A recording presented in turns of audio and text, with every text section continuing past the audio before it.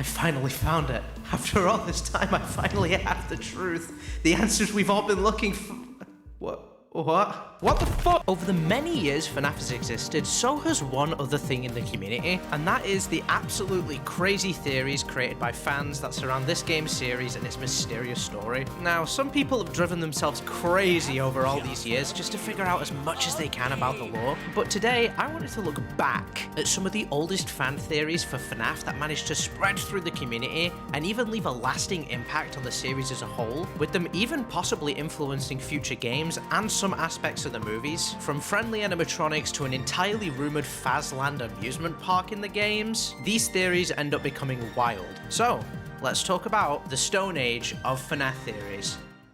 Going back to the early days of FNAF 1, the game was completely fresh and with little tidbits of lore hidden throughout. People had found all sorts of Easter eggs and were slowly starting to try and put the story together. After a couple of days of FNAF 1 being out, speculation started to spread about the potential that Foxy may actually not be a bad guy in the game, which ended up starting the long-running theory that spanned from both FNAF 1 and 2, Foxy is a good guy. The idea of this theory for FNAF 1 was, Foxy actually isn't a bad guy and was instead coming into your office to help you, but at the sight of him entering your office, it would cause the night guard to have a heart attack. Now, as strange as this theory sounds, it was one of the most widely believed theories at the time, as people used the evidence that because Foxy's jump scare was different from the other animatronics in the game, that meant he was a good guy and was simply coming into the office to check on you.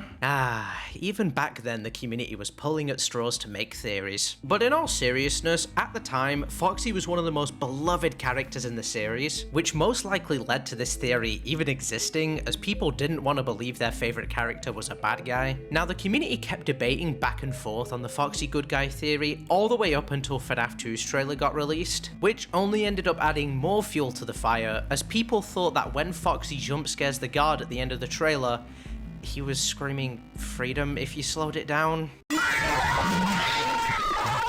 Yeah, this was a really big stretch, and I think this is where the Foxy good guy theory really started to fade out. As more and more people stopped believing it, Foxy good guy became a really forgotten memory.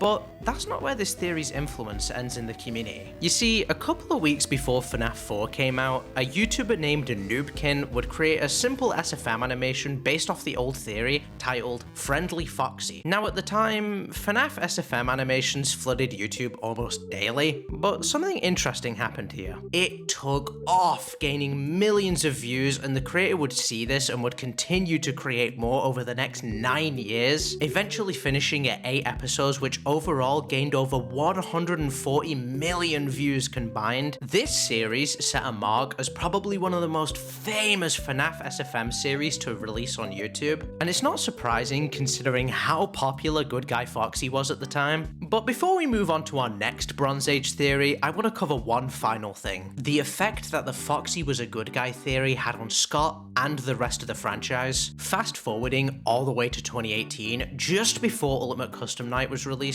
Scott would update the Steam page to let people know what each character would do in the game. And on April Fools of 2018, Scott would shock the community by making a post that poked fun at old FNAF theories, like saying Springtrap and Phone Guy were the same person. But the most interesting one here was Foxy's, which read, "He will run into your office when things are looking dire and offer to help you." This was obviously a joke. But what's most crazy about all this is that this exact concept was carried over to Rockstar Foxy in Ultimate Custom Night. So in the end, Foxy technically was the good guy. Scott was known for April Fool's jokes like these, so people didn't expect to actually see it implemented some way in the game. And once Ultimate Custom Night released, Foxy's a good guy almost completely vanished as being a viable theory. But there's a chance that even now, the theory still affects each FNAF game, as while not confirmed, FNAF Security Breach started development only a year after Ultimate Custom Night came out, which means there's a small chance that Glamrock Freddy could have been inspired by the old theory, but nothing is concrete. Moving on to our next Bronze Age FNAF theory, which takes us straight back to the FNAF 2 trailer. I'm of course talking about...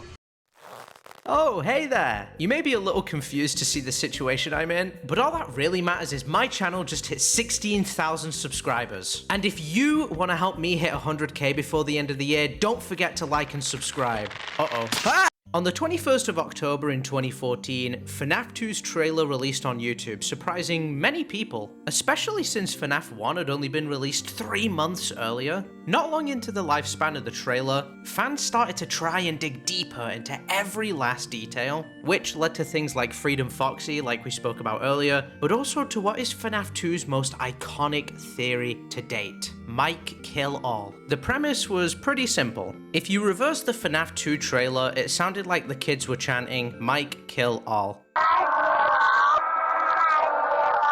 Theorists took this and thought that Mike Schmidt, the character you play as in FNAF 1, was actually the purple guy. This was a stretch, but at the time the community was looking everywhere for answers. Despite this theory being one of the most well-known for FNAF 2, there was never really much community content based around this theory. But something did happen pretty recently that I think shows that at the very least, Scott still remembers this theory. Upon the release of the FNAF 2 movie, it was revealed that Michael Afton in the movie was trying to take up his father's mantle and become almost a copy of him in a way. So, if we really want to stretch it, you could technically say that Michael Afton being evil in the movie could be inspired off of Mike Kill All.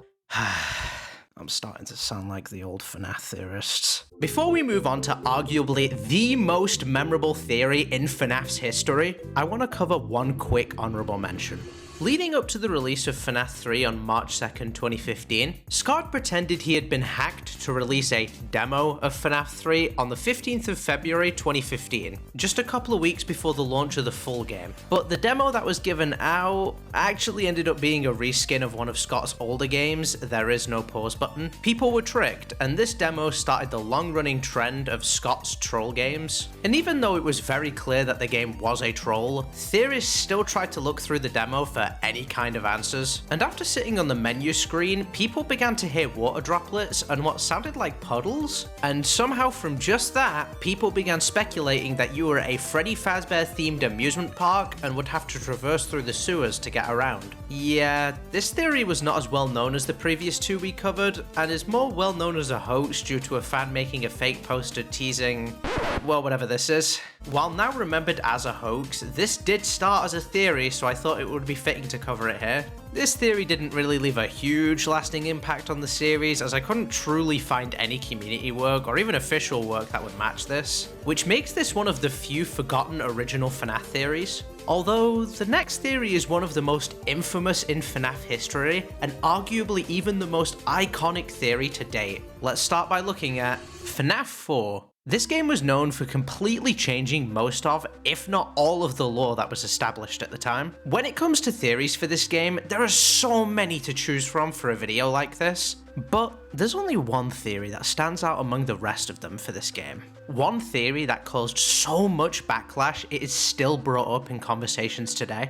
FNAF 4's Dream Theory. Originally made by Game Theory, this video is still one of the most popular on the Game Theorist channel, despite the video being around for over 10 years now. The idea of Dream Theory was that the crying child, who you play as in FNAF 4, had dreamed about all of the events of the original 3 games, and that every time the night would end in the original games, the crying child was simply being woken up by his grandfather clock at the end of the corridor. The amount of evidence for this theory at the time was surprising, as almost everything from the games up to that point had some kind of evidence to prove it was real in this theory. That was until just a couple of weeks later when, for the first time from what I could find, Scott himself came out and debunked the theory in a Reddit post. Most fans were happy about this, as Dream Theory at the time was one of the most hated theories that had ever existed for the franchise. People really disliked the idea that everything that had happened in the games was just a dream. But this didn't stop Dream Theory from becoming the most well-known FNAF theory to date.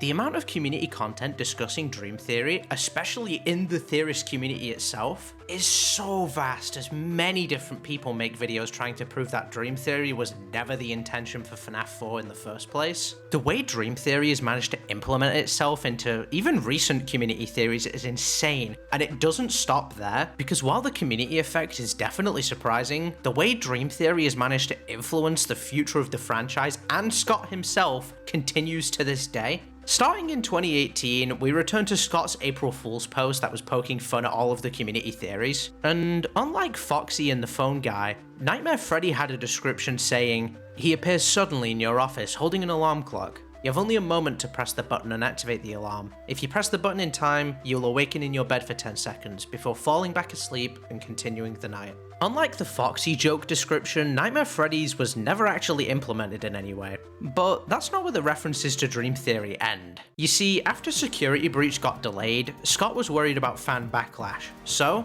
he decided to release a short but fun, side-scrolling beat-em-up game on April 28th, 2021 called FNAF Security Breach Fury's Rage. Hidden in stage 5 of the game was a boss called Dreamgeist, whose entire design was based purely off of evidence for Dream Theory. But finally, there was one last reference to Dream Theory where it even ended up becoming important to the plot, and that was the first FNAF movie. Near the beginning of the movie, Michael is seen reading a book called Dream Theory, which ends up becoming important to the plot throughout the entire film, being used as a plot device to explain why Michael keeps repeating the same dream consistently throughout. It's insane that even up to the most recent movie, Scott still has Dream Theory in his head, and there's always a chance that it will either get referenced or even used as a plot device in some kind of official media again. This trend of old theories being brought up doesn't seem to be stopping anytime soon. I wouldn't be surprised if we see more references to these theories in the FNAF 3 movie or maybe even the next game, but only time will tell. And until then, this was the Stone Age of FNAF theories. Hey, before you go, thank you all so much for watching until the end of the video, and don't forget to subscribe and hit the notification bell. And before you leave, I want to thank you all for helping me hit 17,000 subscribers. That number is insane. Oh, and don't forget to follow me on both Twitter and Instagram, as I've started to become more active on there as well. But to keep this short, thank you all so much for watching, and I will see you all in the next video. Bye everyone.